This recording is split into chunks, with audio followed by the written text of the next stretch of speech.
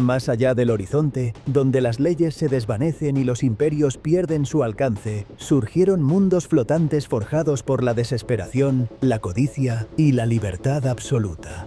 Barcos cubiertos de sal, madera vieja y cicatrices de batalla.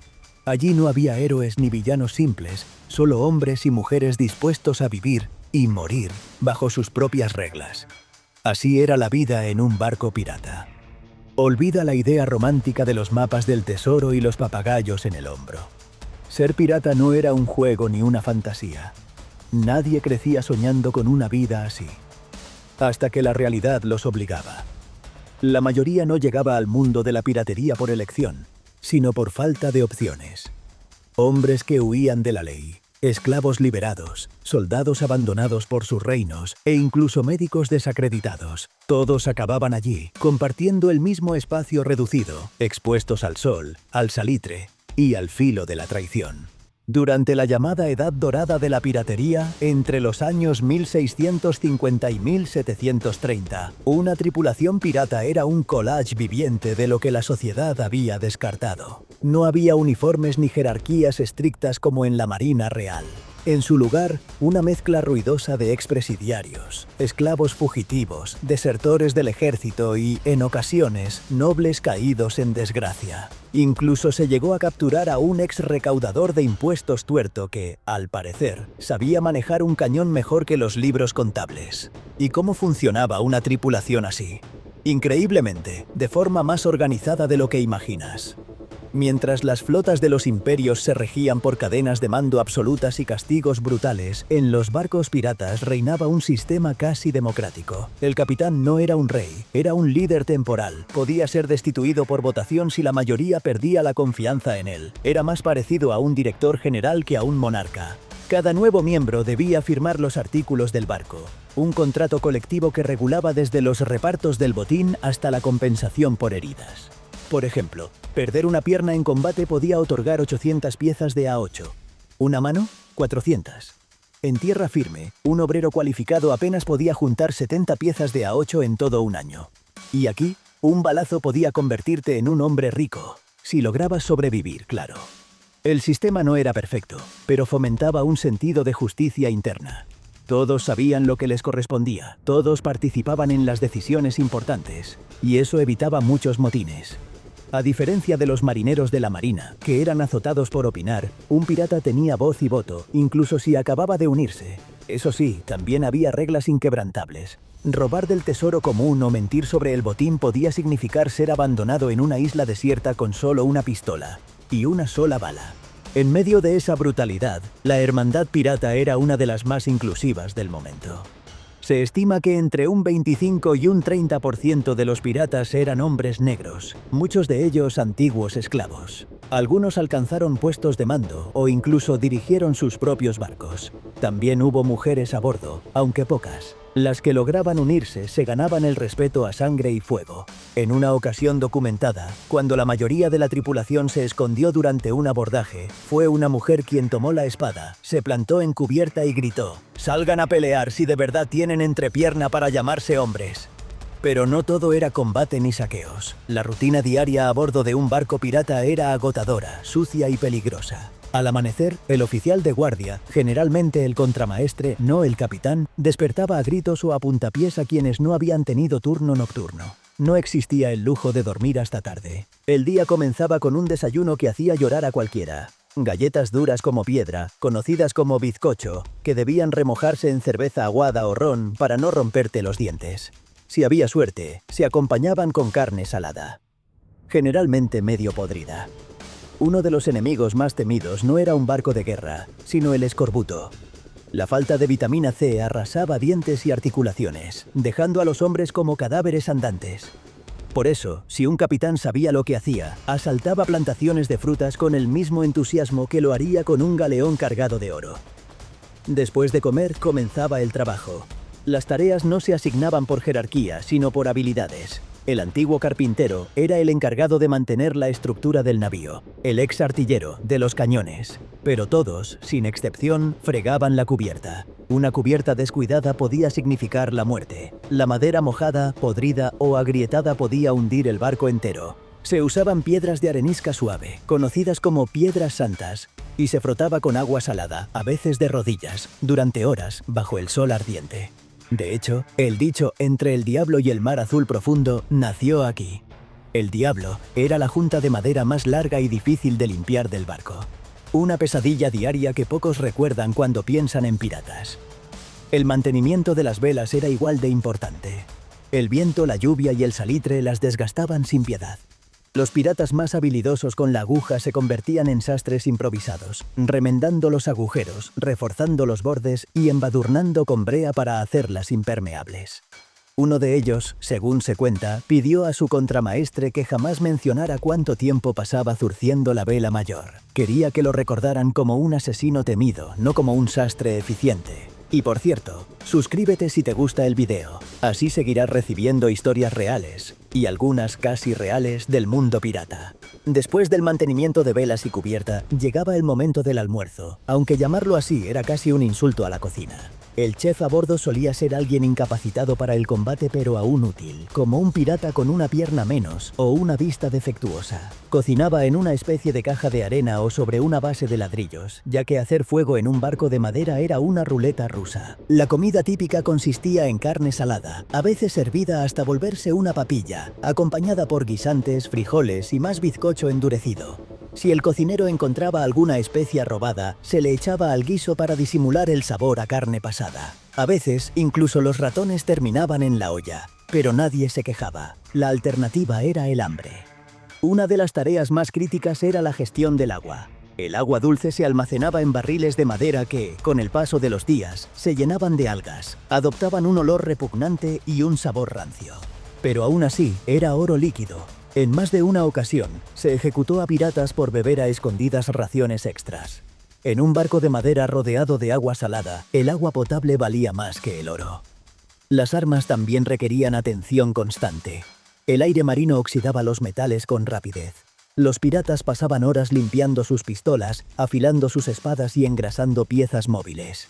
La pólvora debía mantenerse seca, algo casi imposible con la humedad permanente. Por eso, todos los días se sacaban porciones de pólvora para secarlas al sol antes de volver a guardarlas al anochecer. Un error en este proceso podía significar que el arma fallara en pleno combate. ¿Y qué hacían cuando no estaban trabajando? Apostaban. Los juegos de dados, cartas y hasta rudimentarios tableros de backgammon fabricados con restos de madera eran parte de la rutina. Pero no se trataba solo de diversión. Ayudaban a mantener las habilidades matemáticas necesarias para dividir el botín. Eso sí, las apuestas estaban reguladas, pelear por deudas de juego estaba prohibido, y podía costarte un dedo o un puesto en el próximo desembarco.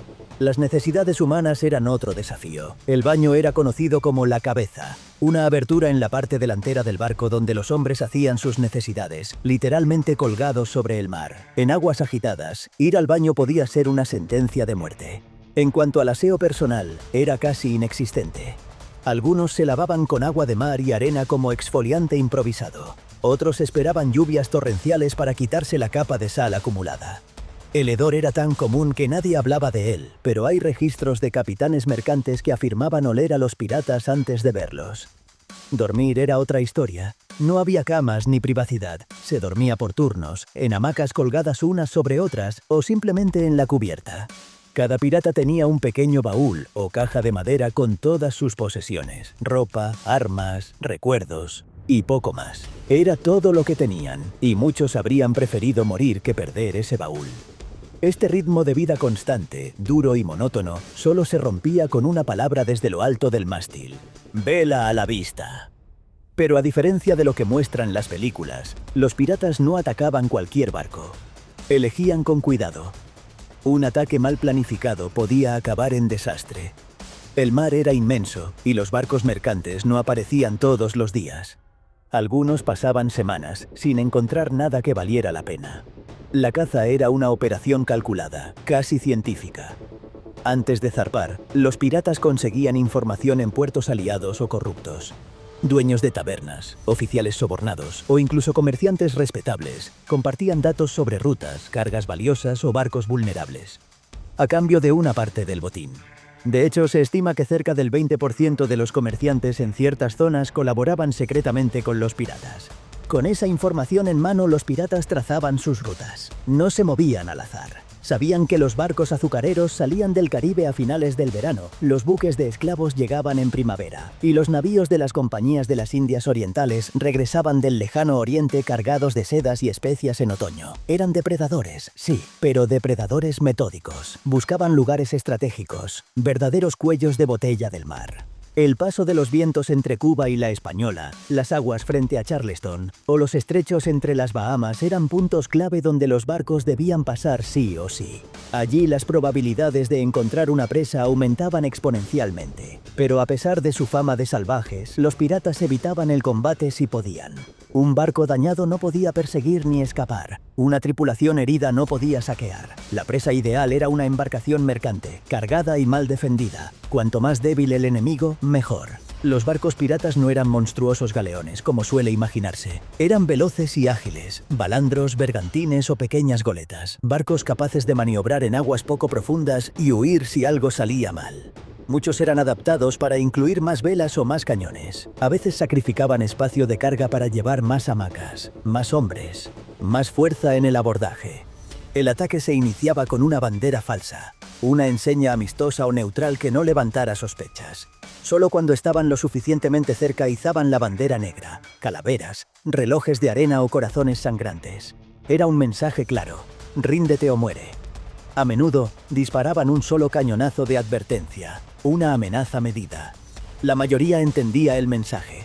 Los piratas eran mejores artilleros que la mayoría de los marinos mercantes. Muchos habían servido antes en la Marina Real. Por cada 3 disparos de un pirata, los mercantes apenas devolvían uno con puntería.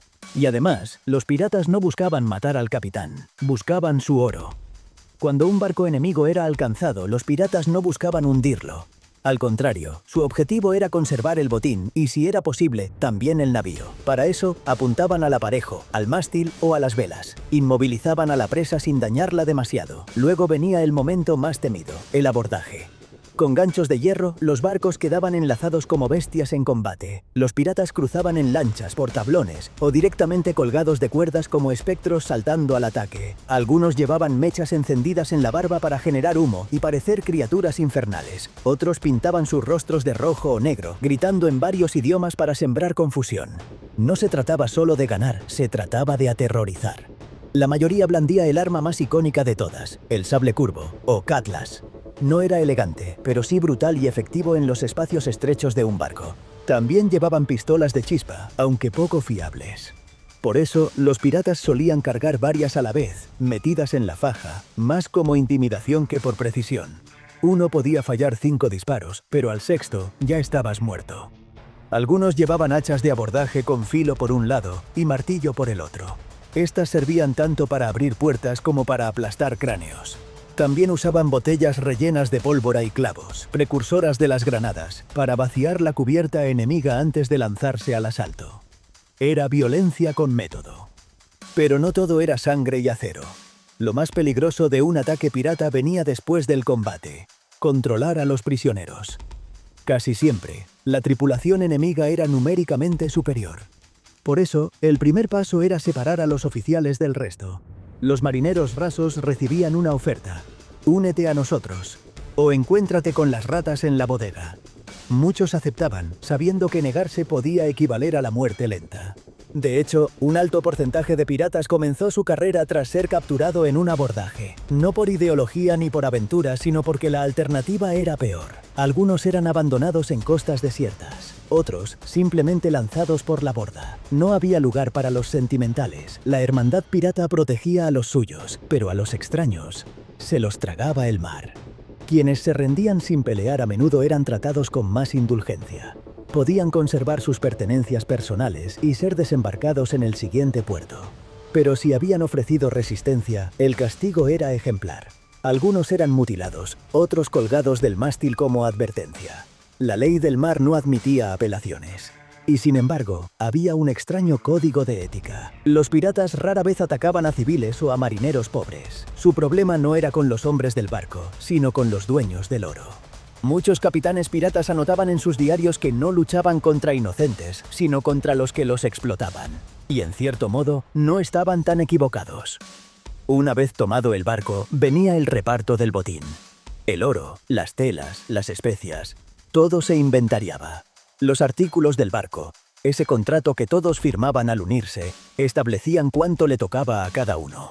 El capitán ganaba más, pero no por ser más noble, sino porque debía financiar armas, sobornos y mantener contactos en tierra.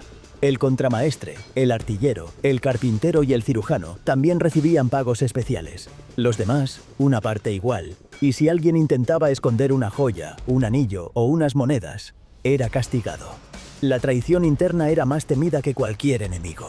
La confianza era lo único que mantenía a flote a una tripulación de descastados. Después venía la venta. En puertos aliados, muchos de ellos colonias corruptas, los piratas vendían la mercancía robada a comerciantes dispuestos a mirar hacia otro lado. Allí se convertía el botín en ron, mujeres, juegos y ropa nueva. Y ahí también comenzaban los excesos. El dinero ardía en sus manos. Se esfumaba en cuestión de días. Muy pocos lo guardaban. La mayoría lo gastaba todo, porque sabían que podían morir al día siguiente. La carrera pirata no era larga. 2, tal vez 3 años de saqueos antes de caer por la espada, la enfermedad o la soga. Los que eran capturados enfrentaban juicios rápidos, casi sumarios. Las cortes de piratería resolvían casos en menos de 6 horas. La tasa de condenas, superior al 95%. Los ahorcamientos eran públicos, teatrales, diseñados para aterrorizar a otros aspirantes. Los cuerpos quedaban colgados en jaulas de hierro, a la vista de todos, hasta que el mar los tocara 3 veces. Luego eran embadurnados en alquitrán y exhibidos en los puertos. Eran señales de advertencia, pero también eran trofeos para una sociedad que no entendía cómo hombres comunes podían desafiar a imperios enteros desde una simple cubierta de madera.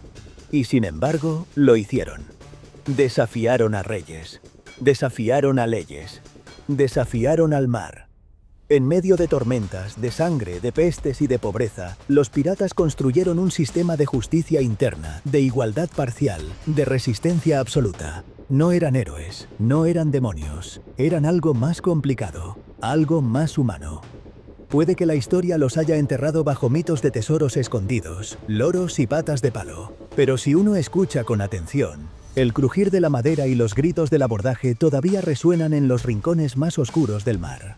Suscríbete si te gustó el video.